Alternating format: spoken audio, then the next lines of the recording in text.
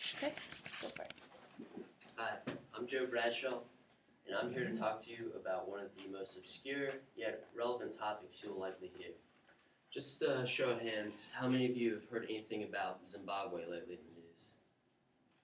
One. So it's likely that none of you have heard about land reform in Zimbabwe recently. And at this point, you're probably saying, is this guy serious? Is he really about to talk about land reform in Zimbabwe? And to answer that, simply, yes, I am. Zimbabwe is in the midst of one of the worst humanitarian crises that have ever been experienced by humanity. And most of this can be attributed to the one egomaniacal policy decision of their current dictator, Robert Mugabe.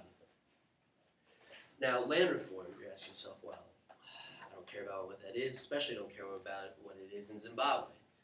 Land reform is the process by which the political elites who've aligned themselves with Mugabe's regime have repossessed the bulk of the commercial farmland that had made the country so prosperous.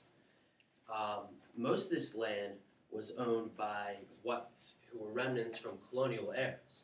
And certainly the institutional racism that they brought when they had a white minority government influenced how the inequalities that were established between the blacks and the whites. However, what Mugabe did was he allowed the power to go straight to his head, and here's an example. Here's land distribution. The white areas were owned by whites, and this is all the prime agricultural land. Even by the year 2000, 70% of arable land was owned by whites, which was less than 1% of the overall population. Now, just for a little background, Zimbabwe, formerly known as Rhodesia, was considered the breadbasket of Africa for a very long time. Historically, it had a history of a proud Shona civilization, which was known to have developed some of the first sub-Saharan African agricultural production. It was soon settled by British settlers who monopolized the land and soon formed a racist white minority government. However, all this kept building and building and building like a time bomb. And eventually, Zimbabwe became so prosperous, yet divided between the few whites that controlled it and the majority black population who really needed their rights. And so, in 1980, when independence was achieved, most blacks were in the process of receiving their land, and the British government was mediating this. However, Mugabe decided that he would forcibly remove people from their homes and push them onto rural settlements when they did not necessarily desire this.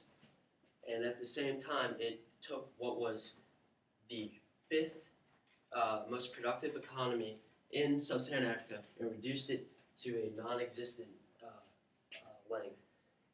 According to the CIA, there's now nearly half the country is malnourished, and American aid, you might say, why does this matter? Well, it does matter.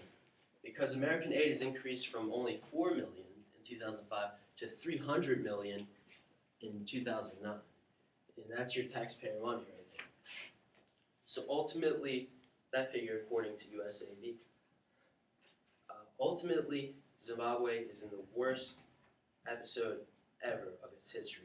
Inflation is estimated at 89.7 sextillion%, which means its currency is worthless, and the people are starving. It has the second highest HIV/AIDS rate on the continent, and most of this can be attributed to the fact that Mugabe did what was in his self-interest, but also what the whites did. And what I'm trying to say is that there's corruption, regardless of class or division. Racist whites were in the country, and then self-centered Robert Mugabe ruined the country even further. And ultimately, it erupted in war, and in the end, Zimbabwe resembles that of the Stone Age, essentially.